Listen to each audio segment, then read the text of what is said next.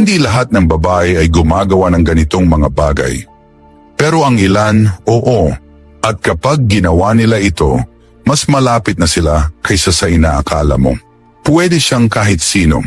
Isang kaibigang kilala mo na nang matagal na. Isang pinsan na laging sobra kung magbiro. Isang katrabaho na laging natatawa sa bawat salita mo. Baka naman, yung tahimik na kapitbahay, yung kaklase, pati na rin yung tinatawag mong ate sa kanto. Ang totoo, baka hindi ka niya sabihin. Hindi tuwiran, hindi malinaw. Pero maaaring hinahangad ka niya, higit pa sa iniisip mo. Hindi ako ang nagsasabi nito. Ganito ang sinasabi ng psikolohiya, na ang mga babae ay 70% mas banayad pagdating sa pagnanasa kumpara sa mga lalaki. Hindi nila ito laging ipinapakita. Sa halip, nagpapahiwatig sila, halo-halo, at nakakalungkot. Karamihan sa mga lalaki ay hindi ito napapansin. Pero ngayon, ang kalituhan matatapos na. Dahil sa video na ito, bubuksan natin ang mga palatandaan. Siyam na malinaw na senyales na ang isang babae may lihim na pagnanasa sa'yo, pero kailanman ay hindi niya ito aaminin. Oo, kapatid, ito'y hindi basta senyales lang. Ito'y mga psikolohikal na katotohanan na nakatago sa kilos. Mga palatandaang parang normal lang, pero may dalang matinding damdamin. At alam ko, iniisip mo na ngayon, sino kaya siya? Gusto mong malaman, hindi ba? Pero bago tayo magsimula, isa lang ang hiling ko, isipin mo sandali. Sino sa buhay mo ang babaeng yon? Yung matagal tumitig sa mata mo, yung tumatawa kahit hindi naman nakakatawa ang biro mo. Yung inaayos bigla ang damit niya kapag dumadaan ka. Baka hindi mo napansin, baka inakala mong wala lang. Pero paano kung may ibig sabihin pala? Kaya mahalaga ang video na ito. Gusto kong magkomento ka sa ibaba. Oo, ikaw. Dahil tuwing nakikita ko ang mga komento ninyo, ngumiti ang puso ko. At bro, may mga komento kayo na literal na pinapatawa ako ng todo. Nahuhulog ako sa upuan kakatawa. Promise, ang mga komento nyo, grabe, mainit, matindi.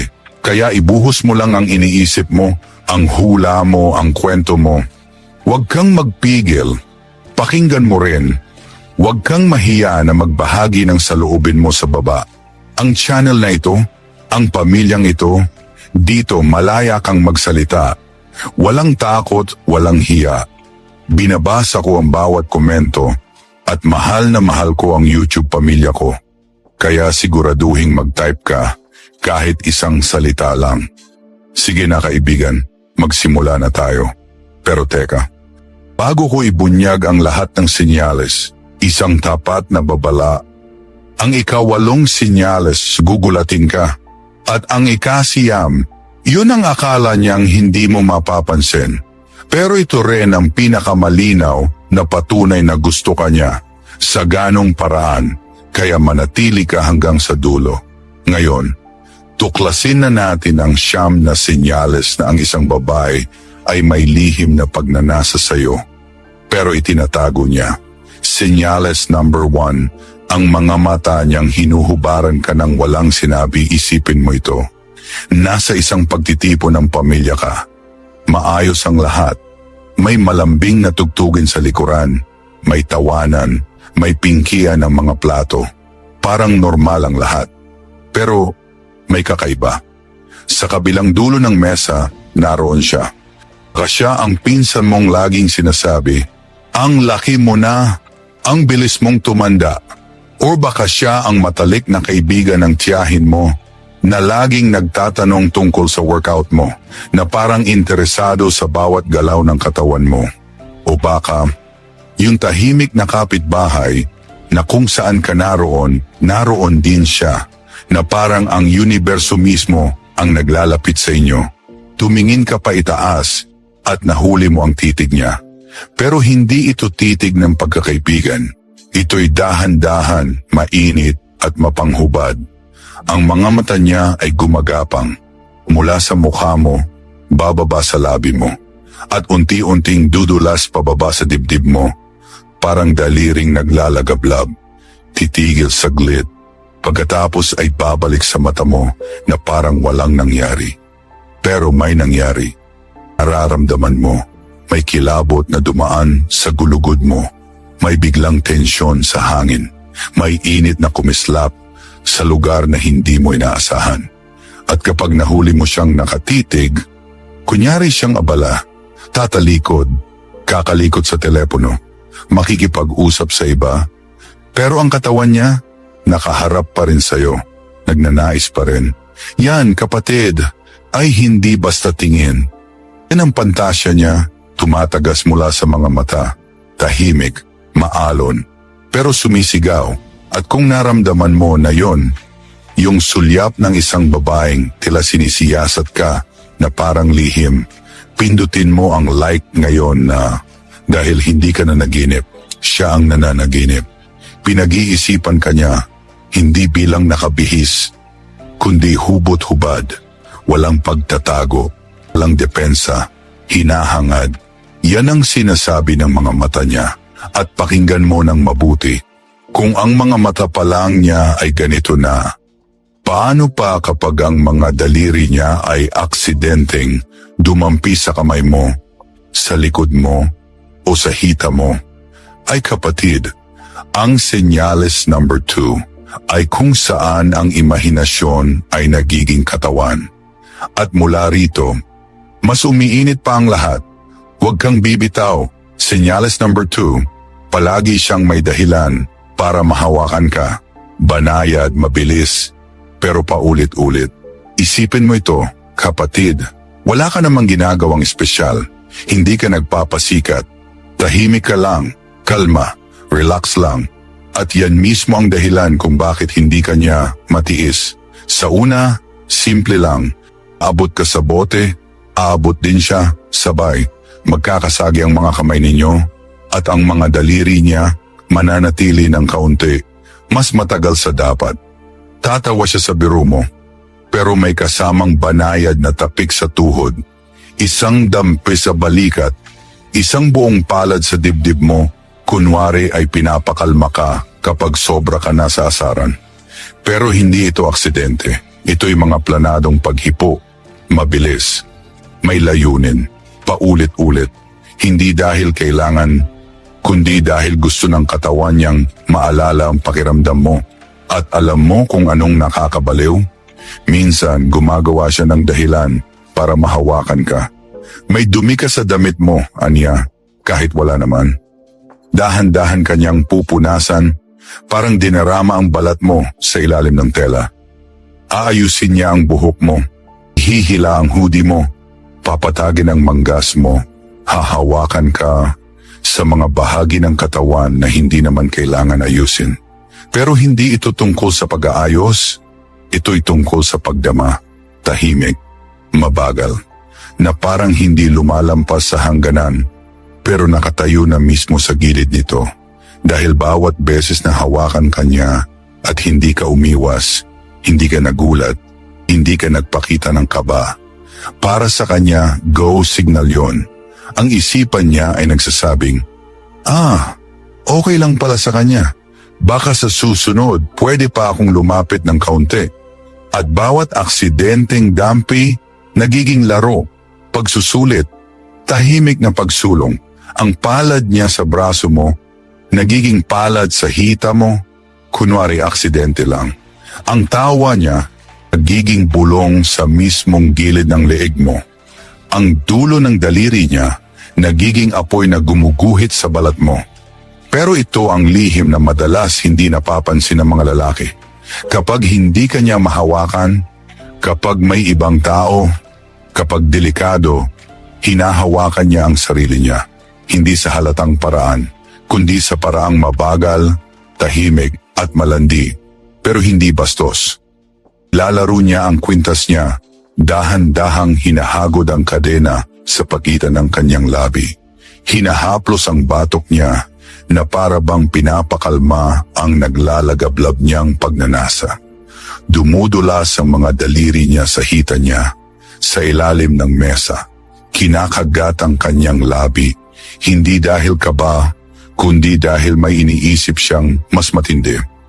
At kapag nahuli mo ang mga mata niya habang ginagawa niya ito, makikita mo ang pananabik, ang imahinasyon, ang di nabibigkas na pagnanasa.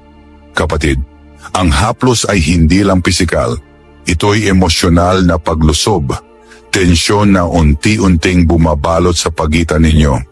At kung siya ang palaging gumagawa ng unang hakbang, hindi niya sinusubok ang pasensya mo, sinusubok niya ang pahintulot mo.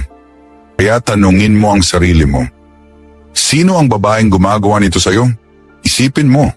At kung may biglang kumislot sa alaala mo, pindutin mo ang like dahil gusto niyang mapansin mo. Pero hindi pa ito tapos dahil ang senyales number 3, hindi na tungkol sa haplos. Ito'y tungkol sa pang-aakit gamit ang sariling katawan. Kapag alam niyang ikaw ay nakatingin, sinasadya niya ito. 3 pa ang lalalim ng laro. Tuloy tayo. Kung handa ka na sa kung ano ang ginagawa niya kapag alam niyang pinapanood mo siya ng mag-isa. Senyales number 3, hinahawakan niya ang sarili niya nang hindi niyang namamalayan. Ngayon kapatid, dito na nagiging delikado ang laro dahil hindi na ito tungkol sa kung paano kanya hinahawakan. Ito'y tungkol sa kung paano niya hinahawakan ang sarili niya. Kapag nandyan ka, kapag ang presensya mo ay binabago ang paghinga niya, kapag ang enerhiya mo ay gumigising ng isang malalim, ligaw na damdamin sa loob niya, baka hindi niya alam ang ginagawa niya, pero ang katawan niya, alam na alam. Dadaan ang daliri niya sa mga labi niya, dahan-dahan, saglit na titigil sa gilid, na para bang may halik siyang pinipigilan. Lalaruin niya ang buhok niya, hindi yung basta simpleng ayos-ayos lang, di parang iniikot niya ang tensyon sa mga daliri niya, hinihigpitan, ninanamnam, paulit-ulit. At may isip mo, baka naboboring lang siya? Hindi kapatid, hindi ito pagkabagot, ito ay pagnanasang pilit itinatago. Pero tumatakas. Ang mga kamay niya ay dumudulas sa balagat o humahaplos sa leeg na parang pinapakalma niya ang sarili niyang tibok ng puso. Sa mga sandaling nakikinig siya sa iyo, mapapansin mong nilalaro niya ang mga daliri niya sa kanyang mga hita, sa pulso o marahang nilalapirot ang hikaw, ang kwintas, o anumang alahas sa mga sensitibong bahagi ng katawan niya. Hindi ito ugaling kaba.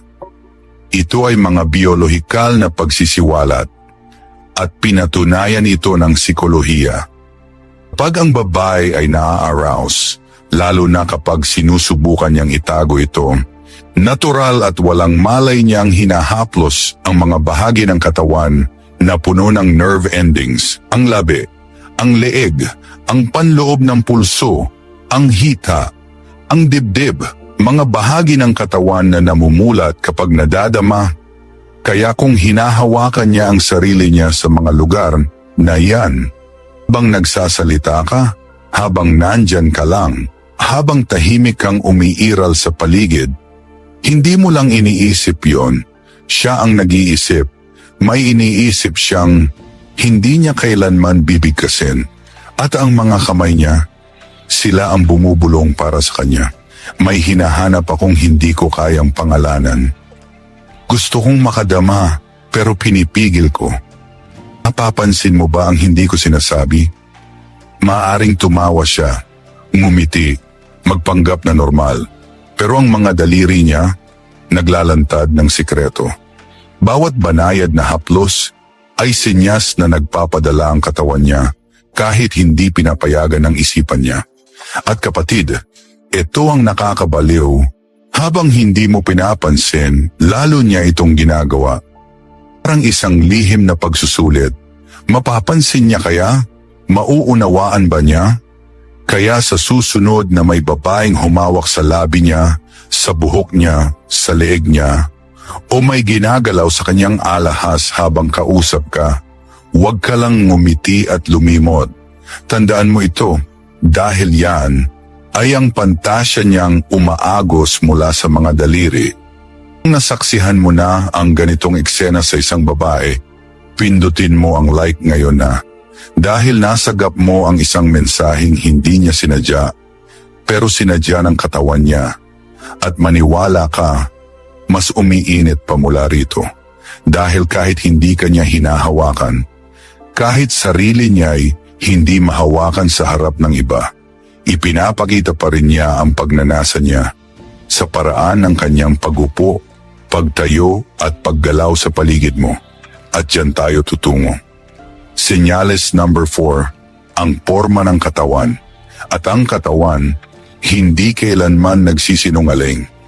Halina't hubaran ng kilos. Sama-sama. Senyales number 4, nakaharap ang katawan niyang lahat sa iyo. Kahit hindi ka nabanggit ng bibig niya. Ngayon, kapatid, dito nagsisimulang ipagkanulo ng katawan ng kaluluwa. Dahil ang babae, kayang magsinungaling gamit ang ngiti. Kaya niyang itago ang nararamdaman sa mga salita. Kaya niyang tumawa, magbiro, magkunwaring kampante.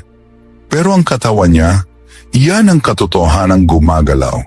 At kapag naaakit siya sa iyo, gumagawa ng sariling desisyon ang katawan niya. Kahit labag sa isip niya, mapapansin mo ang mga paa niya. Kahit sa gitna ng maraming tao, nakatuon sa direksyon mo. Ang mga binti niya nakatupi, pero nakapaling sa iyo parang kompas na humahabol sa tukso. Kahit nakikipag-usap siya sa iba, bahagyang nakatungo ang katawan niya paharap sa iyo. Ang mga balikat niya nakaayos sa linya mo.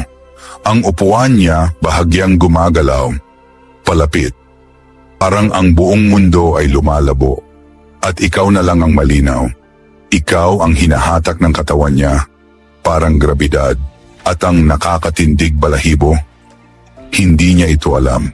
Bibig niya ang nagsasabing, ay di ko napansing ang lapit ko pala sa'yo. Ay sorry, nabangga kita. Pero kapatid, lahat ng iyon ay sinadya ng hindi sinasadya. Ang malay niya ay tahimik, pero ang katawan niya ay humahabol sa enerhiya mo. Bawat tawa na may paglapit, bawat pagkopya niya sa galaw mo, bawat dampi sa leeg, pagkrus ng binti patungo sa iyo o pagtayo palapit sa iyo kahit may mas maraming puwang sa paligid, hindi yon simpleng pakikisama. Yan ay pananabik sa lapit, sigaw ng katawan niya. Dito ako pinakakalmado at pinakamalandi sa tabi mo. At mararamdaman mo rin yon, hindi sa salita, hindi sa haplos, kundi sa presensya niya. May kuryente, may init, may bigat na hindi mo alam kung saan galing. Mararamdaman mong nakatingin siya, kahit hindi siya tumitingin. Mababalot ka ng init niya, kahit tahimik lang siya. Mabibigatan ka sa tensyon, kahit normal lang ang kilos niya. At kapag lumayo ka, gagalaw siyang muli, palapit. Dahan-dahan. Parang aksidente lang. Kapatid, kapag ang katawan ng isang babae ay paulit-ulit na sumasabay sa linya ng katawan mo, hindi ka na lang basta lalaki sa silid. Ikaw na ang sentro ng kanyang emosyonal na grabidad. Kung naramdaman mo na ang ganitong uri ng presensya, komento ka sa ibaba ng isang salita, magnetiko. Dahil yan mismo ang nagiging anyo ng enerhiya niya kapag lihim kanyang hinahangad. At huwag kang mag-alala, nakikita ko ang bawat komento nyo. May ilan na nagpapangiti sa akin, may ilan na literal na pinapahagalpak ako sa tawa. Pero ang totoo, lahat ng yon ay nagpapatunay, hindi tayo nag-iisa. At ngayon, kapatid, tutungo na tayo sa mas mapanganib na larangan, pagnanasang digital. Ang lugar kung saan dumudulas ang pagnanasa sa pagitan ng emojis, voice notes at kamusta ka na tuwing oras ng gabi. Dahil kapag libog na siya pero takot umamin, tinitipa niya ito. Senyales number 5, ang pagakit sa likod ng screen, kung saan bumubulong siya gamit ang mga letra sa halip na ang kanyang labi. Senyales number 5, ang mga text niyang biglaan, malandi, at palaging gabi kung kailan gising ang pagnanasa. Maging totoo tayo, kapatid. Walang babae ang nagte-text ng 2:00 ng madaling araw nang walang dahilan. Walang nagpapadala ng "kamusta ka lang" habang tulog ang buong mundo, maliban sa isang bagay na hindi natutulog, ang pagnanasa. 11:33 ng gabi, magpapadala siya ng mensahe, "Gising ka pa ba?" Sumagot ka. 1:17 ng hating gabi, magpapadala siya ng meme, pero may kahulugang nakatago. Isusunod niya, "Huwag mong masamain," pero nararamdaman mo ang pilyang ngiti sa likod ng mga salita. Gusto niyang maintindihan mo yon sa pinakamapangahas na paraan. 2:04 ng madaling araw, di ako makatulog." Alam mo na ang ibig sabihin ng kapatid. Hindi siya nababagot. Hindi siya naghahanap lang ng kausap. Hinahanap ka niya. Ang atensyon mo, ang presensya mo, ang tinig mo, ang epekto mong dumidikit sa balat kahit sa pamamagitan lang ng screen. Dahil ang gabi, ito ang oras ng katotohanan. Ito ang oras na nahuhulog ang maskara. Tahimik na ang lahat. At ngayon, siya ang screen at ikaw. Magte-text siya ng mga random na bagay, pero sa pagitan ng bawat salita, naroon ang tukso. Bakit ba ang mga lalaking tulad mo laging delikado?